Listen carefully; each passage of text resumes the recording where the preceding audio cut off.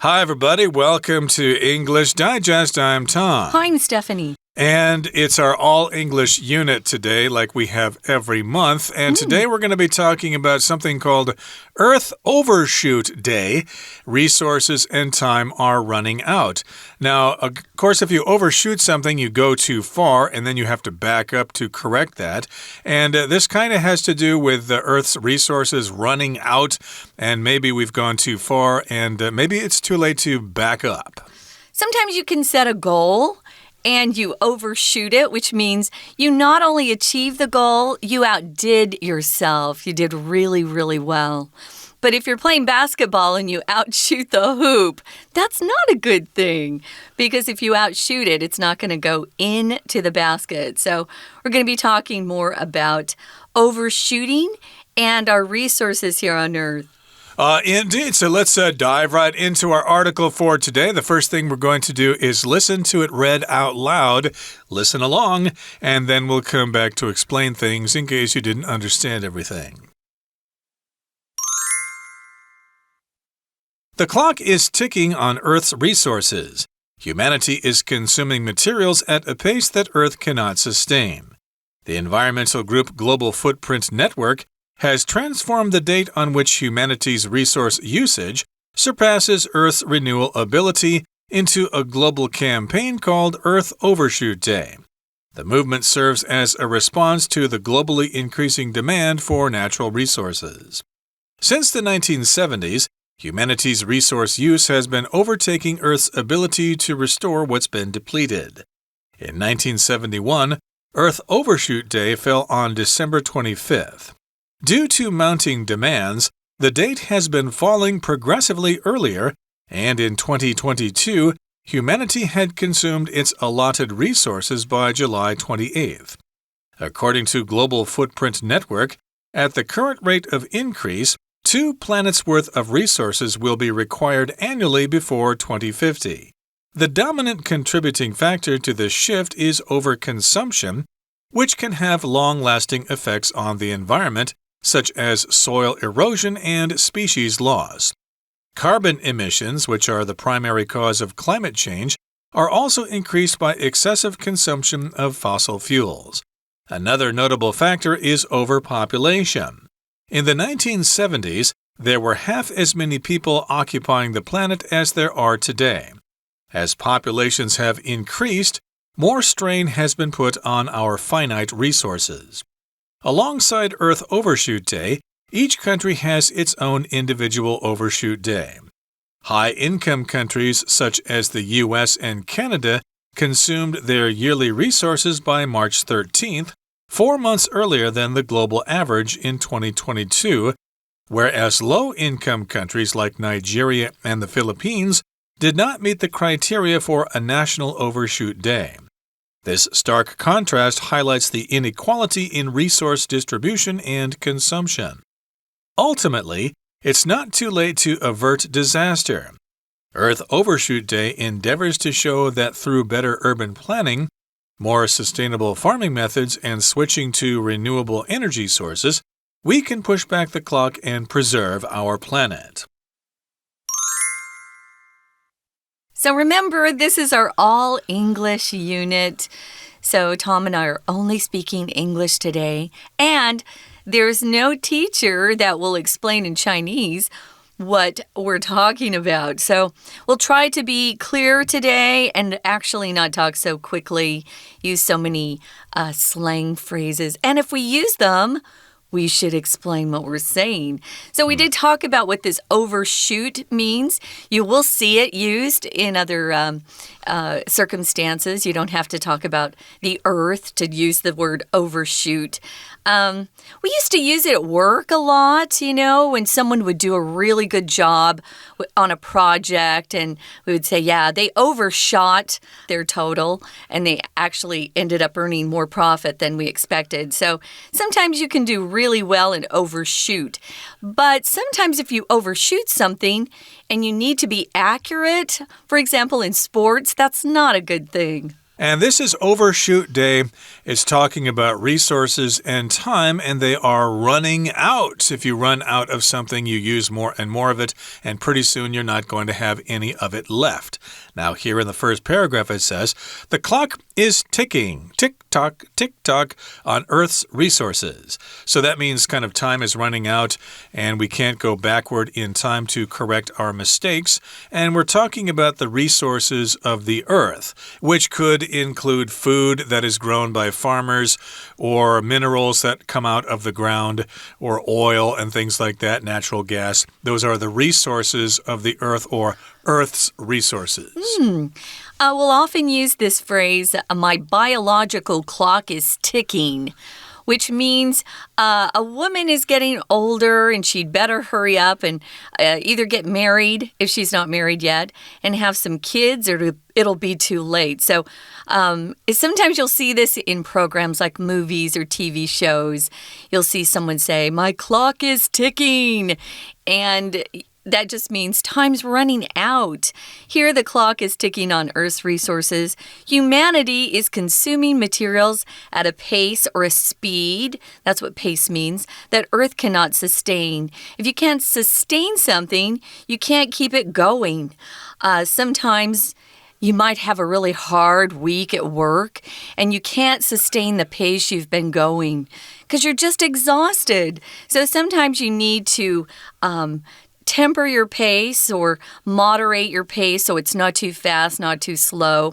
Here we're saying humanity, and that's all of us on the planet. We're consuming materials too fast for the Earth. Exactly, and the Earth cannot sustain this. It cannot continue to provide these resources.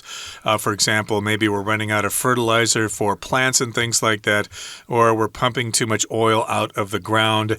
And the environmental group Global Footprint Network has transformed the date on which humanity's resource usage surpasses Earth's renewal ability into a global campaign called Earth Overshoot Day.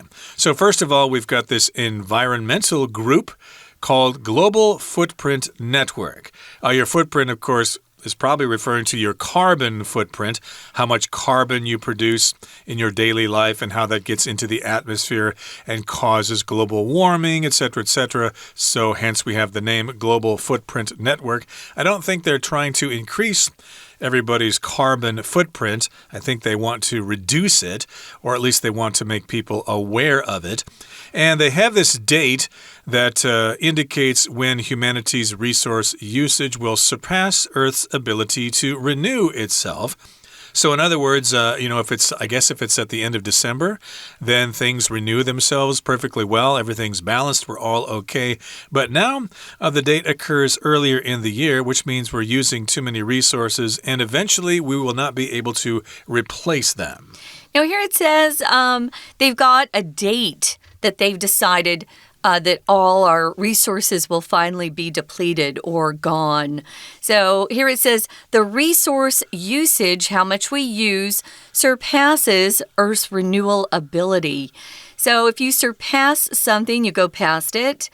I know a dad who was a pretty good football player, but his son was even better, and he kept surpassing his dad at some of the records that his high school and college had. He kept surpassing them. His dad, of course, was happy and proud of his son, but sometimes you surpass things. It just means you exceed them, you go over that mark, and we use it quite often, actually. Exactly. So, indeed, I should say maybe at the age of 5, my daughter's Chinese abilities surpassed mine, which isn't hard to do. But in any case, yes, indeed, the date in which humanity's resource usage surpasses Earth's renewal ability is what this is talking about, and this campaign or this activity is called Earth Overshoot Day. Now, the movement serves as a response to the globally increasing demand for natural resources. So yes, indeed, as the population of the world increases, they use more and more natural resources, and a number of people are concerned that those resources are going to run out So I guess we shouldn't be using so much stuff. Otherwise, we'll use it all. It's like when you try to save some apple pie or something for the week and you eat it all on Monday. Well, you've run out of it and you have not replenished your supply of apple pie. What are you going to do then? Gonna have to make another apple pie. Apple pies are a lot of work to make, though. So, yeah, it's hard to stop eating, though, when it tastes good. Well, this movement, Earth Overshoot Day, it serves as a response to the globally increasing demand for natural resources. When your quality of life keeps improving, you just need more energy. And of course, they want us to stop using energy. And sometimes we don't have a choice. The energy is taken from us. We know we're kind of low on energy right now in a lot of areas of the world. So it's kind of tough to have the same lifestyle or quality of life without energy. Well, since the 1970s, humanity's resource use has been overtaking Earth's ability to restore what's been depleted. Oh, this is a word I used earlier, actually. If you deplete something, you use up the supply of whatever you're talking about. You exhaust the abundance of something.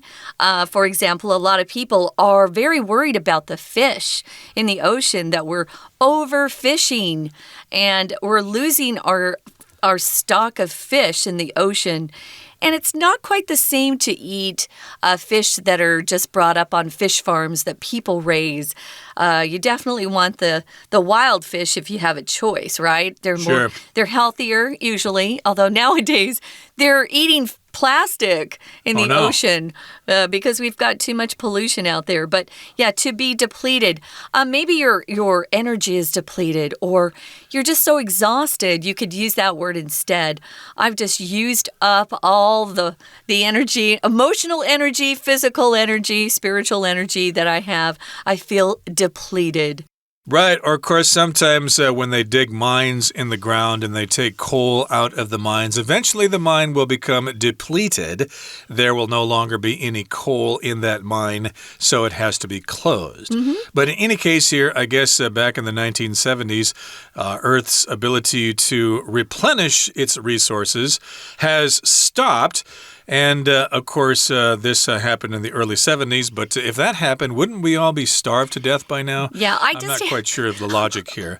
Well, I have to say something. We keep getting these, these predictions by these types of groups. None of them have happened. So I'm not too worried. But I guess they just want us to keep, living in fear that we won't have enough resources. But don't fear yet. We are still okay. Now, if a government decides they don't want us to have energy, that's another story, right? But the Earth has plenty to give us, but we should be careful of how much we consume.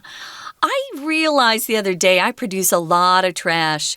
So, yeah, you need to be aware of how much you're consuming and try to reduce it a bit. I don't want to have a lot of trash that has to be taken care of on the Earth. That's not good either. Yeah, even if you don't buy this, even if you're not too concerned about running out of materials, that's no excuse for being wasteful. Yeah. Turn off the light when you leave the room, etc. Don't produce so much garbage. Don't leave your faucet running when you brush your teeth. My goodness, that's a waste of water. But in any case, those are other subjects for us to talk about another day. But hey, we've reached the midpoint in our explanation for today. Let's take a break now, but stay tuned. We'll be right back. And there's no Chinese teacher.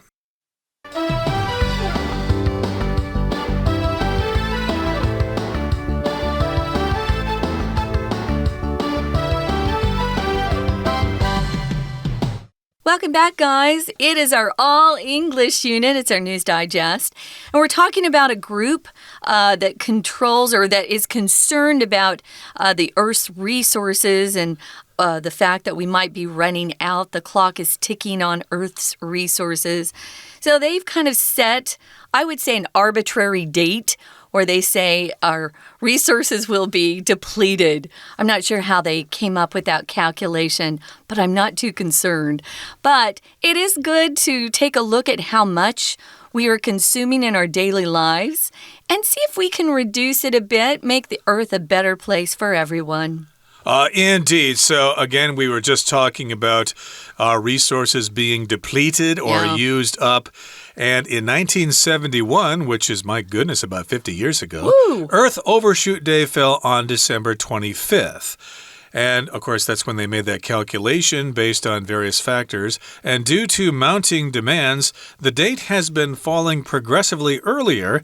And in 2022, humanity had consumed its allotted resources by July 28th. So that date gets earlier and earlier, which means, I guess, people are using resources more and more aggressively, and they're running out.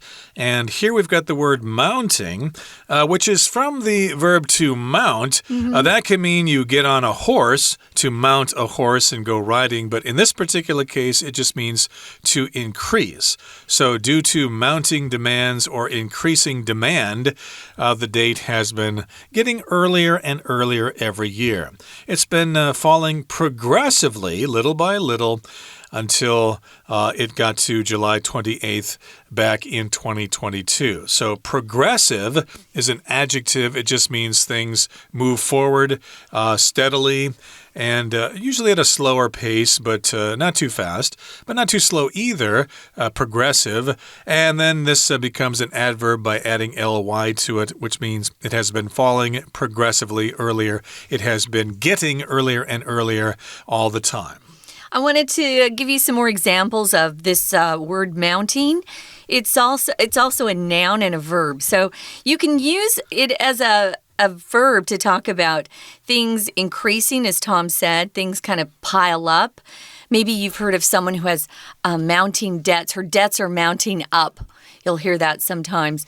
The company's debts mounted up and they had to declare bankruptcy. So, yeah, things just get bigger and bigger and bigger over time. You can mount a horse, get on top of it. You can mount a motorcycle when you climb onto it.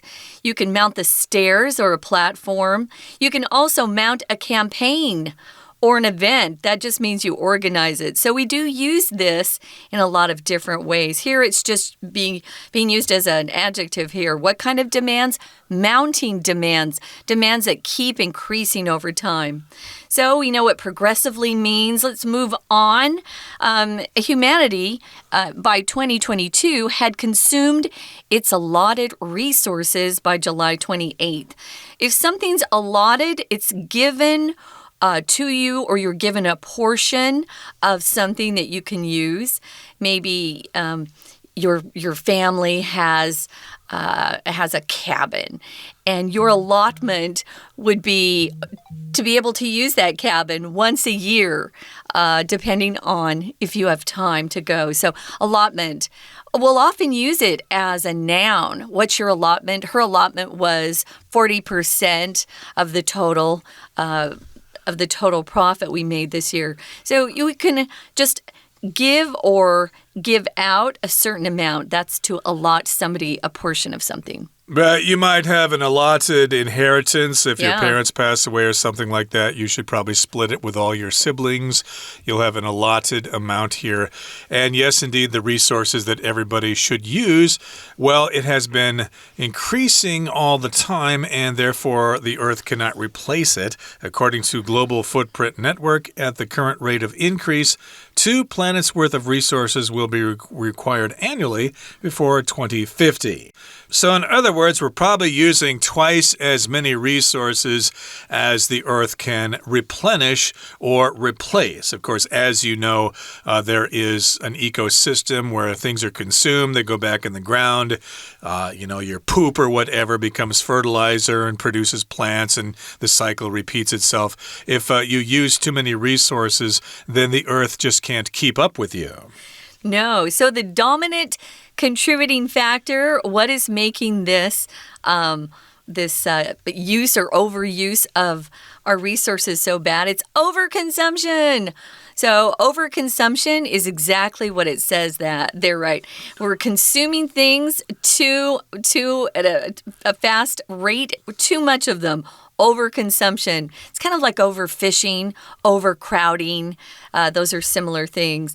If something has a long-lasting effect, it lasts for a long time. It doesn't mean eternal eternal. It doesn't mean forever, but it is quite long, and it's not something that will just go away. So it can have a long-lasting effect on the environment.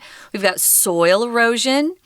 I know that every time the farmers plant crops, the soil becomes less enriched with vitamins and minerals that we need. Less fertile. Oh, yeah. So that happens. So they have to, the soil needs a resting period where you can make sure it's got enough,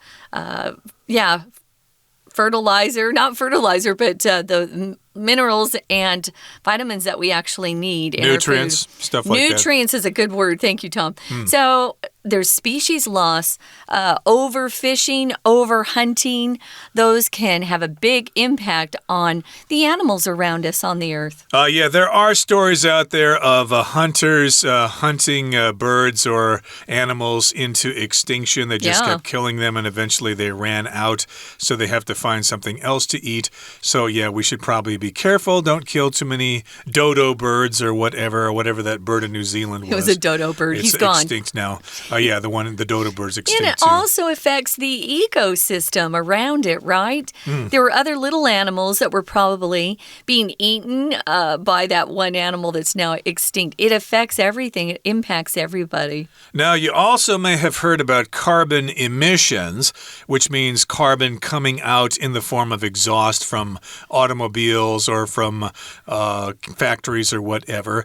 And here it says those carbon emissions, which are the primary cause of climate change, are also increased by excessive consumption of fossil fuels. So, yes, indeed, the more gasoline we use in our cars, or the more oil we use to heat our homes in the winter or to cool them during the summer, well, that will produce more carbon dioxide that goes into the atmosphere and supposedly traps heat in the atmosphere so the temperature increases. That's what global warming or climate change is all about. Yeah, I'm waiting for those movie stars and politicians who keep telling us we're using too much fuel and our footprint is too big to stop flying around in their private jets. So that hasn't happened yet. So obviously they're not too afraid. Another notable factor, something you need to pay attention to if it's notable, is overpopulation. In the 1970s, there were half as many people occupying the planet as there are today. Thank goodness we have the ability to make more food as well. So as populations have increased, more strain has been put on our finite resources. If you put strain on something, you're putting some sort of pressure or force on something. And that's not good. If you strain your muscles, they hurt. You can't use them. They have to rest for a while. If you strain your voice, you become hoarse and you can't talk as long. So this is putting strain on finite resources. What's finite, Tom? It means it's limited. You will run out of that eventually. Oftentimes, petroleum is described as a finite resource.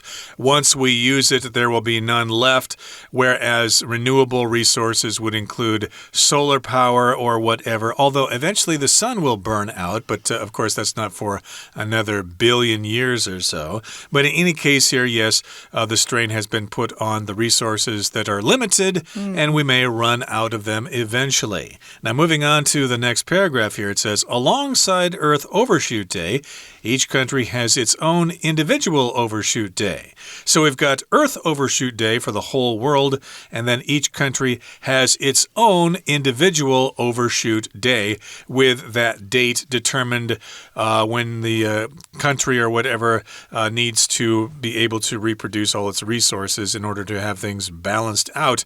And high-income countries such as the US and Canada consumed their yearly resources by March 13th, 4 months earlier than the global average in 2022.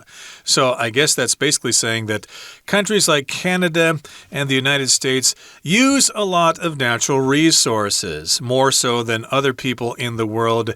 And yes, indeed, their balance point has gotten earlier and earlier in the year. Yeah, so these higher income countries probably have a higher standard of living. And if you have a high standard of living, you're using a lot of energy to make sure that you have the things you need. So they've decided that these countries have their own, I guess, overshoot day. I guess this organization decides what that is. So they've decided that by March 13th, 4 months earlier than the global average in 2022, these high-income countries had reached their limit. So they had gone over what they were supposed to use.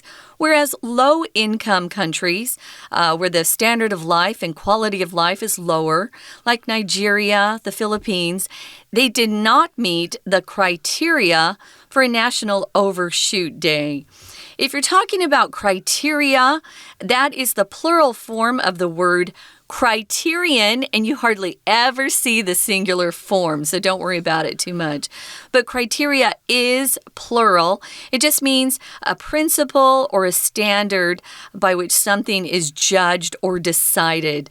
Maybe to get into a particular college or university, you have to meet their criteria in order to be allowed to enroll. Right, you could say qualifications. Yeah. And yes, indeed, Nigeria and the Philippines could have met those criteria because maybe they're too poor to use too many resources, or maybe they are just very frugal and don't use so many resources. And, of course, they're not the same as the U.S. and Canada and probably European countries as well. Now, this stark contrast highlights the inequality in resource distribution and consumption. So it emphasizes the fact that there is a difference between these different countries. Basically, some countries use more resources than others. There's this inequality in distribution of resources and in consumption. Now, ultimately, here in the last paragraph, it says, it's not too late to avert disaster. To avert means to avoid or to prevent it from happening. You might want to avert an accident, for example, if you're driving down the road and a car strays into your lane and is about to hit you head on. You can avert an accident by turning right and going into the ditch. That's better than being hit head on. Oh, I would say so. It's very similar to avoid, right? So if you avert something unpleasant, you prevent it from happening, like an accident. Or maybe you've got a union that wants to go on strike and you get together and hold negotiations and you're able to avert a strike, which is hard on everyone. So, yeah, so they've got ways that we can try to avert disaster or avoid having a disaster. This group, at least, Earth Overshoot Day endeavors, which means tries to do something. They try to show that through better urban planning, more sustainable farming methods, maybe farming, vertical farming, which is getting popular in places. I've seen lots of videos on that. And switching to renewable energy sources as much as possible. Sometimes the sun doesn't shine, so solar panels aren't so great, or the wind doesn't blow. That's also a problem. So if you switch to renewable energy sources, you're using energy sources that never run out. You're capable of producing that source. It doesn't ever become depleted. It's never permanently depleted after you've used it. Okay, so there you have it, all about Earth Overshoot Day. Hopefully was giving you some inspiration on how to be a better citizen in the Earth and to not use so many resources. But yeah, it's probably not so bad after all. But of course, that's up for debate. Okay, that brings us to the end of our lesson for today. And thank you so much for joining us. And please join us again next time for another edition of our program. From all of us here at English Digest, I'm Tom. I'm Stephanie. Bye. Bye-bye.